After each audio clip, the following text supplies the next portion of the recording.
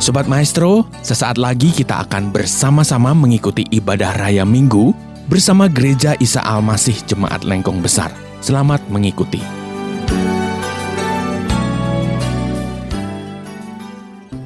Mari Bapak Ibu Saudara kita satukan hati dalam doa. Kehadiran-Mu Tuhan lebih dari segala-galanya pada pagi hari ini. Engkau berjumpa dengan kami berjumpa dengan Engkau. Berfirmanlah, hati kami haus dan laparkan firman Allah. Tuhan, Kau menjamah semua jemaat-Mu yang on-site dan online di dalam nama Yesus. Engkau nyatakan diri-Mu, firman-Mu yang mengubahkan hidup kami. Dan kami punya otoritas mengikat, menghancurkan segala pekerjaan iblis-Mu ambil bagian pada jam pemberitaan firman Allah. Kami patahkan, kami hancurkan di dalam nama Yesus. Dan biarlah urapan Allah yang baru dan segar mengajar, melawat hidup kami. Di dalam nama Yesus, mari Bapak Ibu Saudara kita katakan dengan segenap hati. Amin. Shalom, selamat pagi Bapak Ibu Saudara. Mari kita akan buka firman Tuhan dari 1 Petrus 5, ayat yang ke-8 sampai ayat yang ke-11. Selanjutnya saya akan singkat sebutan Bapak Ibu Saudara dengan sebutan saudara saja. Mari saudara, saya akan bacakan 1 Petrus 5, ayat yang ke-8 sampai ke-11. Ayat yang ke-8. Sadarlah dan berjaga-jagalah, lawanmu si iblis berjalan keliling sama seperti singa yang mengaum-ngaum dan mencari orang yang dapat ditelannya. Ayat 9. Lawanlah dia dengan iman yang teguh, sebab kamu tahu bahwa semua saudaramu di seluruh dunia menanggung penderitaan yang sama. Ayat 10. Dan Allah sumber segala kasih karunia yang telah memanggil kamu dalam Kristus kepada kemuliaannya yang kekal akan melengkapi, meneguhkan, menguatkan dan mengokohkan kamu. Sesudah kamu menderita seketika lamanya. Ayat 11, ialah yang empunya kuasa sampai selama-lamanya. Amin. Tema firman Tuhan pada pagi hari ini, Infinity War, peperangan tanpa henti. Saudara, sadarkah hidup kita sebagai orang percaya tidak terlepas dari peperangan? Bukan secara jasmani, tetapi peperangan secara rohani. Kalau dikaitkan dengan tema Infinity War, peperangan tanpa henti, saya dan saudara sebagai orang percaya selama ada di dunia ini, sesungguhnya hidup ini adalah peperangan tanpa henti. Berhentinya nanti kalau udah RIP, rest in peace, baru berhenti. Tapi selama kita hidup kita enggak imun, hidup kita enggak kebal dengan peperangan. Karena peperangan kita, saudara, bukan melawan darah dan daging, tapi melawan penguasa-penguasa di udara, yaitu iblis dengan tipu muslihatnya. Saudara lihat Alkitab dari awal sampai akhir, tidak terlepas dari peperangan. Kitab pertama dalam Alkitab kita, kitab Kejadian pasal ketiga, mencatat untuk pertama kalinya iblis menyerang manusia, yaitu Adam dan Hawa. Itulah saudara peperangan pertama di Taman Eden. Ketika iblis dalam rupa ular menghampiri Hawa dan menyerangnya dengan tipu muslihat. Pada waktu itu Hawa udah tahu banget, Tuhan pernah bilang begini, bahwa semua pohon di taman ini boleh kau makan buahnya dengan bebas. Kecuali pohon yang di tengah-tengah taman itu, pohon pengetahuan baik dan jahat, jangan kau makan. Pada hari kau memakannya, kamu pasti mati. Hawa tahu banget saudara, Tuhan pernah bilang begitu. Tetapi iblis waktu itu memutarbalikkan perkataan Tuhan. Iblis bilang begini, tentunya Tuhan berfirman, semua pohon di taman ini jangan kau makan buahnya, bukan? Padahal Tuhan gak pernah bilang begitu. Lalu dibilang, pada waktu kamu memakannya, kamu tidak akan mati. Kamu akan menjadi seperti Allah, tahu yang baik dan yang jahat. Saudara, apa yang dikatakan Tuhan diputar balikan iblis. Dan itu yang menimbulkan kebingungan, kemelut. Ada peperangan di pikiran Hawa. Mau percaya apa kata Tuhan atau kata iblis? Jadi the first battle in our life come to our mind. Jadi peperangan pertama timbul di pikiran manusia. Karena medan pikiran ini saudara adalah medan peperangan. Contoh sederhana ya, kalau ada orang lagi batuk dan agak sesek, lalu ada bisikan iblis ngomong begini, oh kamu corona tuh. Lalu jadi pikir kemana-mana, waduh gimana kalau aku nanti dirawat di rumah sakit, masuk ICU pakai ventilator. Aduh saudara, jadi bukan jadi takut aja, tapi takut banget, khawatir banget. Padahal bukan corona, padahal asmanya, bengeknya lagi kambuh. Itu peperangan di pikiran saat ketemu sama orang yang ngomongannya itu ngegas terus. Istilah anak muda kagak bisa santuy, kagak bisa santai, ngegas terus. Saudara, apakah kita mau baper bawa perasaan, keluar tanduk ikut nanduk begitu, atau kita tenangkan perasaan kita? Itu peperangan. Saat suami pulang telat dari kantor, lalu ada kepikir gini, nah punya TTM begitu, bukan TTS saudara teka-teki silang. Tapi TTM teman tapi mesra. Nanti kalau pulang pokoknya mah dikorek, diinterogasi. Padahal bukan TTM. Tapi ke ATM bawain duit buat istrinya. Jadi peperangan ada di pikiran kita. Medan pikiran kita adalah medan saudara. Peperangan, dan itu yang terjadi pada Hawa. Ada peperangan di pikiran Hawa. Sampai akhirnya dia setuju. Iya dengan iblis. Lalu dia makan buah itu dan kasih ke suaminya Adam. Dasar Adam saudara, suami ikut istri kan. Bukan suami takut istri, itu sinetron. Adam itu suami ikut istri. Lalu diciak juga, dimakan buahnya. Dan itulah kekalahan manusia pada peperangan yang pertama. Dan akibat dari kekalahan itu saudara nggak main-main loh, nggak sepele. Manusia harus mengalami kematian rohani, terputus hubungan dengan Allah, hidup dalam kutuk dosa, dan terancam kebinasaan kekal. Nah syukur kepada Allah, Kristus turun ke dunia saudara. Dan pilih salib supaya kita mengalami kemenangan. Supaya kita nggak jadi loser, pecundang, orang yang kalah dan terhukum. Justru kita menjadi orang yang menang, winner saudara. Orang diberi kasih karunia, amin saudara. Makanya that's why Yesus saudara harus turun ke dunia dan pilih jalan salib. Oh itu peperangan yang Yesus harus menangkan untuk saya dan saudara. Saya pernah ke Yerusalem saudara, yang namanya lintasan Via Dolorosa, jalan salib itu kurang lebih 600 meter. Dan kalau sekarang di kanan kiri itu toko-toko souvenir, tanya Pak Ben. Zaman dulu saudara, itu nggak bisa cuci mata kayak sekarang. Yesus harus pikul salib, beratnya kurang lebih 50 kilo. Sambil dipukuli, sambil dicaci maki, sambil diludahi. Loh itu saudara, iblis bisa datang loh dalam intimidasi di pikiran Yesus. Ya anak Allah, maha kuasa, masa kayak begini? Itu bisa ada peperangan di pikiran Yesus. Untungnya Yesus nggak kalah. Coba saudara bayangin kalau Yesus pikir begini. Benar loh, aku ini anak Allah maha kuasa. Masa diperlakukan kayak begini? Kacidak teuing. Istilah Bang Haji mah, terlalu. Gitu saudara ya. Lalu Yesus saudara pundung dan balangkeun salib. Ini andai saudara ya. Andai lalu Yesus panggil pasukan malaikat itu semua. Pasukan Romawi bisa disate habis. Bisa enggak?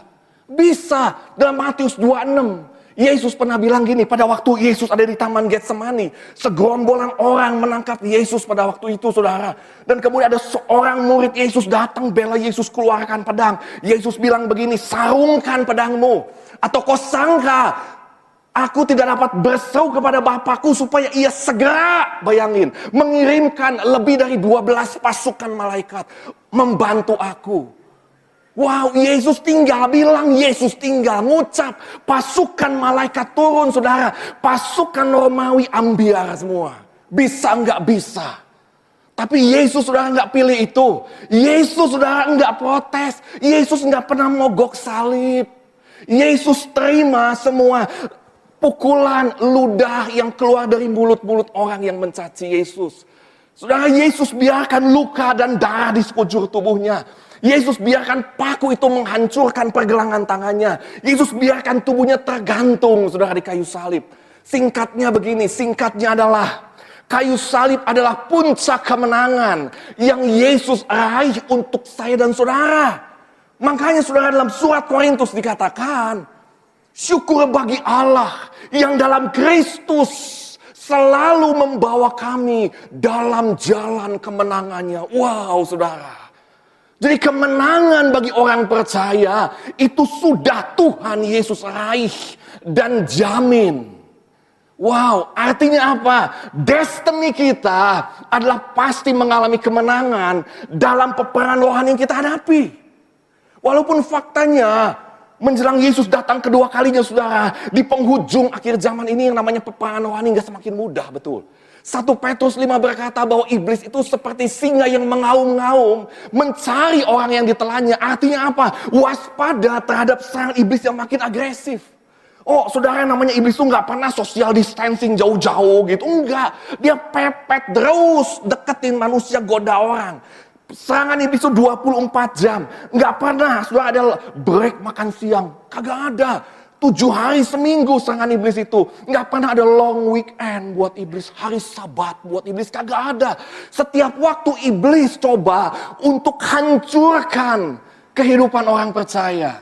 Tetapi kabar baiknya, good newsnya begini. Saudara dan saya bersama Kristus pasti menang. Karena Kristus sudah raih kemenangan untuk saya dan saudara. Amin, saudara. Coba katakan kanan kiri, kamu pasti menang. Nah, pertanyaannya bagaimana kita bisa menang dalam peperangan rohani sehari-hari? Saya menemukan ada 2, saudara. Yang pertama, kita bisa dan mengalami kemenangan rohani. Kita butuh yang namanya iman yang teguh. Ayat yang ke-9. 1 Petrus 5 ayat 9. Lawanlah dia dengan iman yang teguh. Saudara, ada istilah begini. Iman yang besar adalah iman di mana ketika engkau berkata kepada gunung persoalan dan gunung persoalan itu akan beranjak. Seperti yang Yesus ajarkan dalam Markus 11 ayat 23. Barang siapa berkata pada gunung ini beranjak dan tercampaklah ke dalam laut, asal tidak bimbang tetapi percaya bahwa apa yang dikatakan itu akan terjadi, maka hal itu akan terjadi bagimu. Wih, luar biasa, saudara. Dengan iman yang sakit sembuh. Sakit asam lambung, asam urat, baso urat dengan iman sembuh. Waduh, sampai baso urat yang harus dimakan juga ikut sembuh. Mungkin sakit besar imannya. Yang alami income yang melorot, kesulitan ekonomi, dengan iman diberkati. Bukan cuma diberkati, tapi diberkati limpah, limpah, limpah. Mantul, mantap betul. Orang yang mengalami jalan buntu dengan iman. Ada breakthrough, ada terobosan. Saya mau tanya, saudara, siapa yang pengen punya iman yang besar? Coba angkat tangan. Saudara, ini bukan jebakan Batman loh, bukan. Saya juga angkat tangan. Coba sekali lagi, siapa yang pengen punya iman yang besar? Amin, saudara. Nggak ada yang salah dengan iman yang besar. Tetapi yang diajarkan di 1 Petrus ini adalah iman yang teguh. Iman yang teguh adalah iman yang tidak goyah walaupun gunung persoalanmu belum beranjak. Loh, konteks saudara di 1 Petrus ini adalah Petrus tulis surat kepada orang-orang percaya yang tersebar ada di Asia Kecil. Pada waktu itu orang-orang percaya sedang hadapi gunung persoalan. Apa itu? Penganiayaan di bawah Kaisar Nero. Dan kalau bicara saudara, Kaisar Nero ini ujubuneng, saudara, ini kaisar jahat banget. Dia bakar kota Roma, lalu kambing hitamkan orang percaya, orang Kristen pada zaman itu dikejar-kejar, ditangkap, disiksa. Ada orang Kristen yang dimasukin arena gladiator, ditarungkan dengan singa-singa yang kelaparan. Makanya ketika Petrus tulis surat kepada jemaat bilang begini, bahwa iblis itu seperti singa yang mengaum-ngaum. Saudara, pada waktu itu orang Kristen udah kebayang banget. Karena mungkin ada anggota keluarganya, ada familinya, ada mungkin kenalannya yang pernah dimasukin arena gladiator, dimakan singa hidup-hidup. Ada orang Kristen, saudara, yang dibakar hidup-hidup jadi obor untuk menerangi garden party. Bayangin garden party di malam harinya Nero. Bahkan ada orang Kristen yang diseret mati sampai oleh kereta kuda. Dan begitu ngeri banget penganiayaan, tekanan yang dialami orang Kristen. Saudara, itulah peperangan rohani yang harus dihadapi orang Kristen pada zaman itu. Dan pada waktu itulah, kondisi seperti itulah Rasul Petrus tulis surat, saudara. Lalu bilang begini, lawan dengan iman yang teguh. Wow. Bukan lawan dengan senjata atau kekerasan, enggak. Tapi dengan iman yang teguh. Iman yang teguh adalah iman yang tetap percaya, mengasihi, dan menyembah Tuhan walaupun gunung persoalanmu belum beranjak. Walaupun diizinkan engkau ada dalam kesulitan penderitaan, engkau tetap mengiring Tuhan. Engkau tetap mengikut Tuhan. Saudara, ketika Petrus bilang lawan dengan iman yang teguh, itu nggak sembarangan Petrus ngomong begini, saudara. Karena Petrus itu pernah ngalami yang namanya iman yang goyah. Saudara tentu tahu ya, Petrus pernah dalam kondisi tertekan sangkal Yesus 3 kali. Makanya ada satu tempat di Yerusalem namanya gereja Saint Peter Gallicantu. Gereja ayam berkokok, tempat di mana Rasul Petrus dipercaya pernah nyangkal Yesus 3 kali. Kenapa sangkal Yesus? Karena Petrus nggak mau ketangkap sama prajurit Roma. Petrus nggak mau seperti gurunya, saudara. Disiksa, disalibkan, Petrus nggak mau seperti gurunya. Makanya Petrus begini, Petrus lari, pura-pura nggak kenal Yesus, sangkal Yesus. Petrus, saudara, tinggalkan panggilannya sebagai murid Kristus. Bahkan dia kembali pada profesinya yang semula sebagai nelayan. Iman Petrus rontok habis. Saudara, kabar baik begini. Yesus kita peduli dengan iman yang rontok. Yesus kita care dengan iman yang goyah. Apa buktinya? Yesus dalam rupa tubuh kebangkitan. Dalam rupa tubuh kemuliaan. Ketika Yesus sudah bangkit. Yesus hampiri Petrus di tepi danau Genesaret. Saudara bayangin. Yesus kita luar biasa. Nyiapin makan siang dong, lunch. Ada ikan bakar, ada roti. Yang jelas kagak ada gehu sama bala-bala, saudara. Oh, dalam momen itu Yesus begini, pulihkan buluh yang terkulai. Yesus teguhkan kembali iman Petrus, saudara. Yesus pada waktu itu tangan yang sama yang pernah saudara mengangkat tangan Petrus ketika Petrus jalan di atas air dan tenggelam. Tangan yang sama juga mengangkat Petrus dari keterpurukan. Wow. Makanya kalau saudara saat ini engkau sedang goyah iman karena kesulitan hidup, saya mau bilang, the same hand ready to lift you up. Tangan Yesus yang sama siap untuk mengangkat hidupmu kembali, saudara. Sama seperti Petrus ketika dia alami perjumpaan dengan Kristus yang sudah bangkit, hidupnya berubah selamanya. Saudara, hidup Petrus berubah. Petrus menjadi seperti apa yang Yesus kasih julukan, yaitu Kefas, artinya batu karang.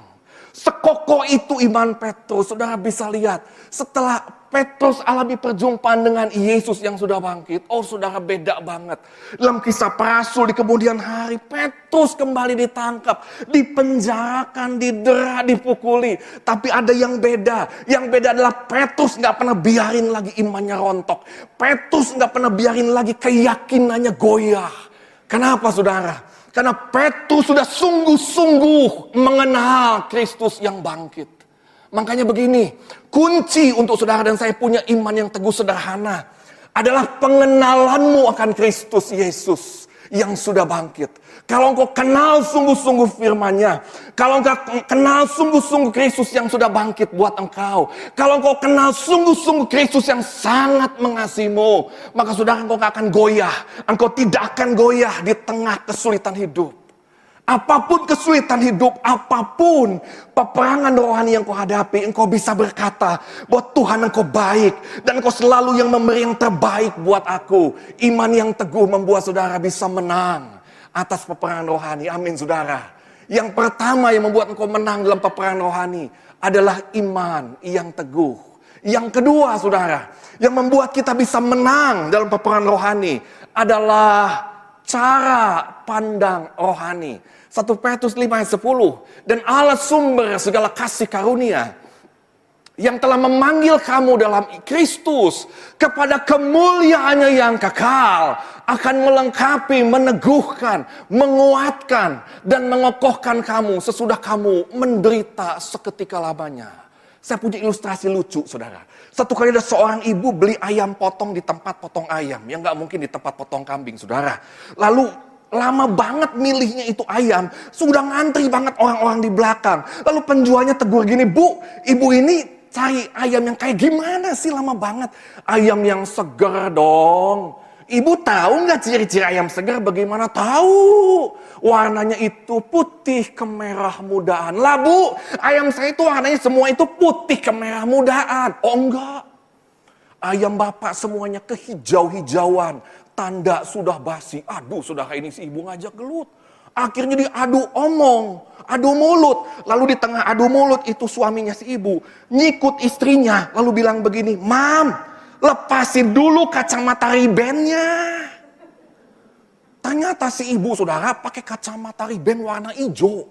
Jadi segala sesuatu kelihatan kehijau-hijauan. Ayam yang segar kelihatan kayak basi kehijau-hijauan.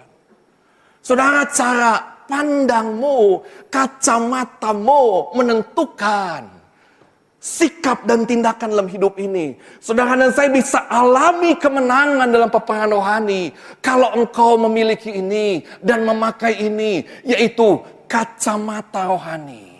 Cara pandang rohani. Coba lihat Petrus, cara memandang penderitaan. Begini, dikatakan penderitaan itu hanya, saya garis bawahi itu ya, saya bold. Penderitaan itu hanya seketika lamanya.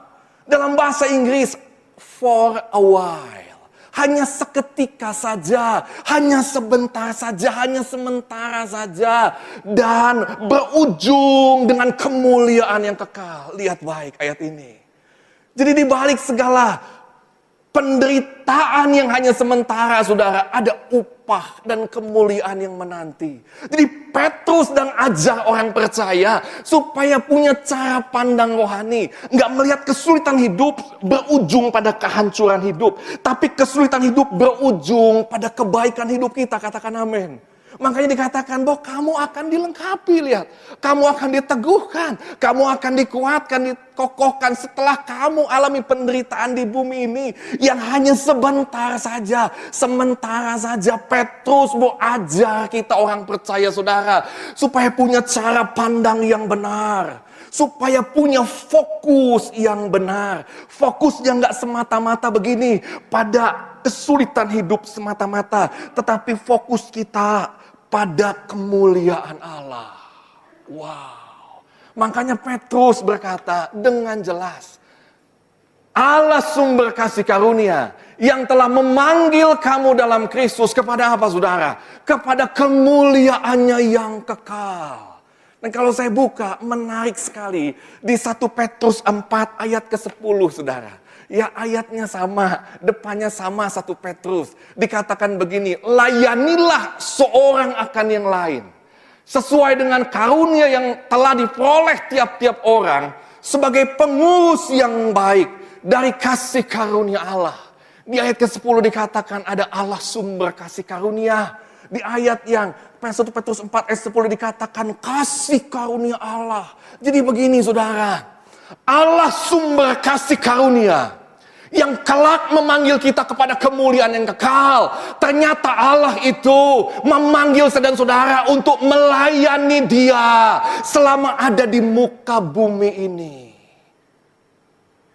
Jadi konteks ayat 1 Petrus 5 ini, 1 Petrus 4 ini, kalau dalam konteks menyorot pelayanan, konteksnya begini, saudara, adalah melayani di tengah penganiayaan.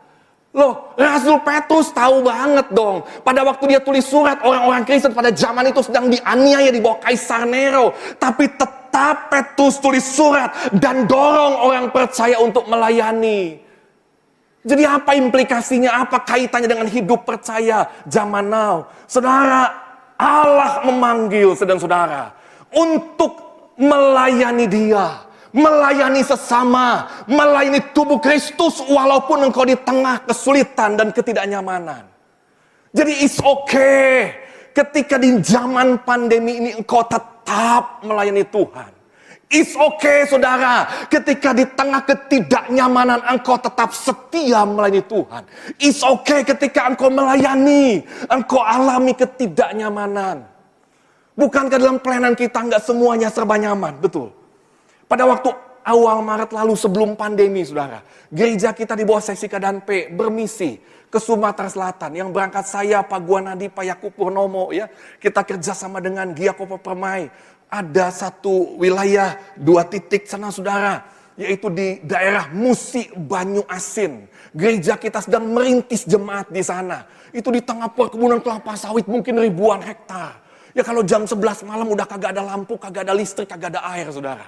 Kita pada waktu itu masuk ke satu titik, itu pada malam hari. Hamba Tuhannya nyewa mobil. Dan pada waktu itu malam-malam pasca hujan, itu yang namanya medannya, saudara, itu penuh sama lumpur. Ya, kita nggak ngeliat ada jebakan Batman. Kali ini benar-benar jebakan Batman, saudara. Ketika mobil kita lewat, ban mobil kita slip. Ketika digas, kagak bisa move on karena ban mobilnya slip. Sebagian tim harus turun ke bawah, ya, dorong mobil. Yang enak itu yang ngegas di dalam mobil. Kebetulan yang ngegas di dalam mobil adalah saya, saudara. Lalu kebetulan itu yang teman-teman, wah, dorong mobil, saudara. Mereka dapat baptisan percik, alias percikan lumpur. Ada yang kena kepala, ada yang kena badan, ada yang kena kaki. Malam-malam, hampir jam 12 malam, Pak Yakub Purnomo itu bersihin sepatu yang penuh sama lumpur. Kita malam-malam tidur di saudara ruangan yang sederhana, kasur tipis. Ketika kita mau tidur, saya mau tidur jam 11 malam, lampu mati. Pas saya mau tidur, ada kecoa di balik kasur saya, saudara. Di malam-malam saya hunting kecoa pakai sepatu saya. Lah kayak begini kan gak ketemu di kota. Yang relatif serba nyaman. Yang saya mau bilang begini, saudara. Yang saya mau bilang bahwa ketidaknyamanan yang kita alami pada waktu kita melayani zaman now, itu tidak bisa dibandingkan. Hanya seujung kukunya saja tidak bisa dengan ketidaknyamanan penderitaan yang dialami orang-orang Kristen pada waktu zaman Kaisar Nero. Makanya begini, ketidaknyamanan apa yang kau alami pada waktu kau melayani Tuhan saat ini? Engkau nggak nyaman ketika melayani Tuhan. Engkau nggak diapresiasi, bukannya dipuji, tapi dikritik, bro. Tapi dikoreksi, sis. Begitu, saudara.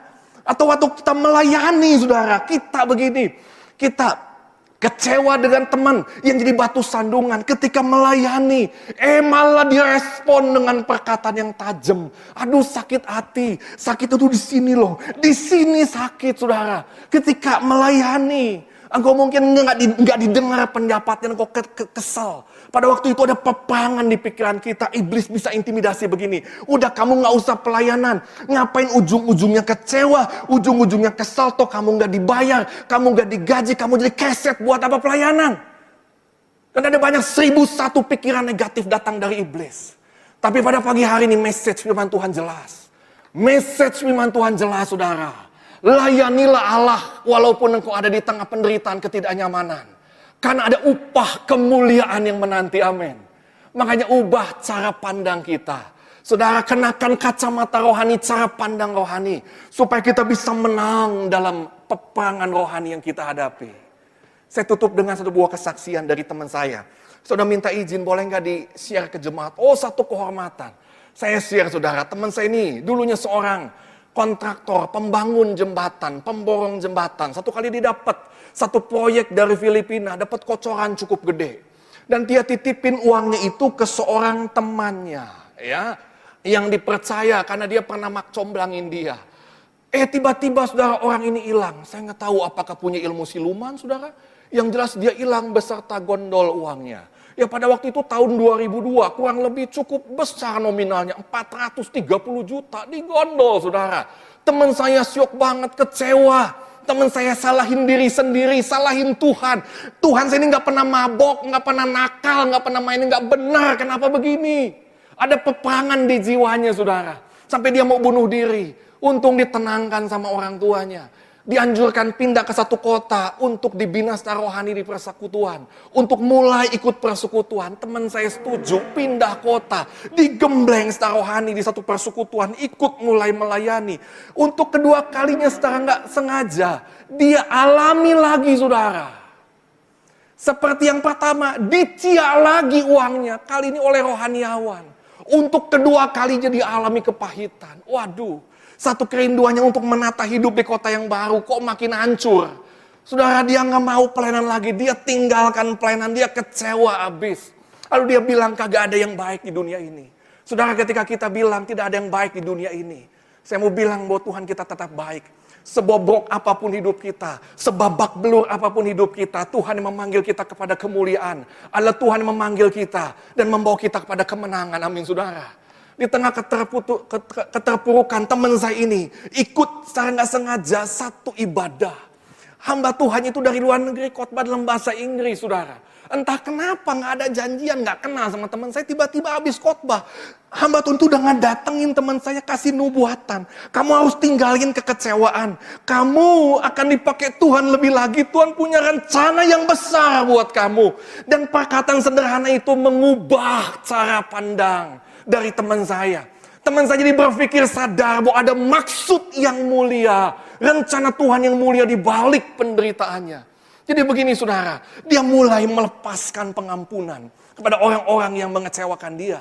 Dia mulai membulatkan hati untuk kembali mengasihi Tuhan. Untuk melayani Tuhan, bahkan dia mengabdikan hidupnya sebagai seorang hamba Tuhan. 12 tahun berlalu sejak dia cia uangnya itu yang gede itu saudara. 12 tahun kemudian dia ketemu dengan orang yang cia uangnya. Di mana di airport, di bandar udara secara nggak sengaja. Kaget dong saudara, bahasa Jermannya mah pasanggak begitu. Ketemu gitu nggak sengaja, kaget. Terutama yang nipunya, tiba-tiba kamuflase. Orang yang pernah nipu itu berubah di tampang bayi innocent. Lalu hampiri teman saya bilang gini, kamu nggak berubah ya dari dulu. Aduh saudara, itu peperangan rohani loh. Apa sama teman saya diwatau begitu. Enggak, teman saya hampiri dia. Lalu peluk orang ini. Lalu bilang, saya maafin kamu. Saudara nggak dimarahin, nggak dipukul. Dibilang saya maafin kamu. Luar biasa ini peperangan rohani yang dimenangkan. Saya tanya, bro, itu uangnya kembali enggak? Uangnya enggak kembali. Luar biasa saudara. Saat ini teman saya melayani sebagai seorang hamba Tuhan. Di satu kota di Sumatera, merintis jemaat dari belasan jemaat. Sekarang jemaatnya itu lebih dari 300 jemaat. Ulang tahun yang ketiga atau keempat waktu tahun ini. Dan dia dipakai Tuhan untuk rekaman lagu rohani, memberkati banyak orang. 2 bulan yang lalu, saudara, dia telepon dari Surabaya ke telepon saya. Lalu bilang dia udah lulus dari Master Teologi. Dia dipakai Tuhan luar biasa. Beri kemuliaan buat Tuhan kita, saudara. Cara pandang rohani akan membawa kita pada kemenangan yang gilang gemilang. Amin, saudara. Walaupun ada ketidaknyamanan, penderitaan, kesulitan hidup. Tetapi begini, cara pandang rohani akan membawa engkau pada kemuliaan Allah. Engkau melayani dia selama ada di muka bumi ini. Sampai nanti Tuhan panggil pada kemuliaan kekal. Amin, saudara. Kita belajar ada 2 hal. Pemain musik bisa maju ke depan. Yang pertama kita belajar. Untuk mengalami kemenangan dalam peperangan rohani, yang pertama engkau butuh iman yang teguh. Yang kedua saudara, engkau butuh cara pandang rohani. Biarlah firman Tuhan jadi berkat buat kita berbicara dan bekerja jauh lebih di hati kita masing-masing. Amin. Setelah kita mendengarkan firman Tuhan, biarlah kita bertekad untuk menjadi pelaku-pelaku firman di tengah-tengah zaman ini dan boleh hidup menyenangkan hati Tuhan. Sekarang arahkan hatimu, tadahkanlah kedua tanganmu dan langkahkanlah kakimu keluar dari tempat ini dengan membawa berkat Tuhan. Tuhan memberkati engkau dan melindungi engkau. Tuhan menyinari engkau dengan wajahnya dan memberi engkau kasih karunia. Tuhan menghadapkan wajahnya kepadamu dan memberi engkau damai sejahtera. Kiranya kasih dan anugerah dari Bapa di surga, kasih sayang dari Tuhan Yesus Kristus, dan persekutuan dengan Roh Kudus menyertai langkah hidupmu mulai hari ini sampai selama-lamanya. Setiap kita yang percaya berkata, amin. Sobat Maestro, Anda telah mengikuti ibadah Raya Minggu bersama Gereja Isa Al-Masih Jemaat Lengkong Besar. Terima kasih atas kebersamaan Anda. Selamat hari Minggu dan Tuhan Yesus memberkati.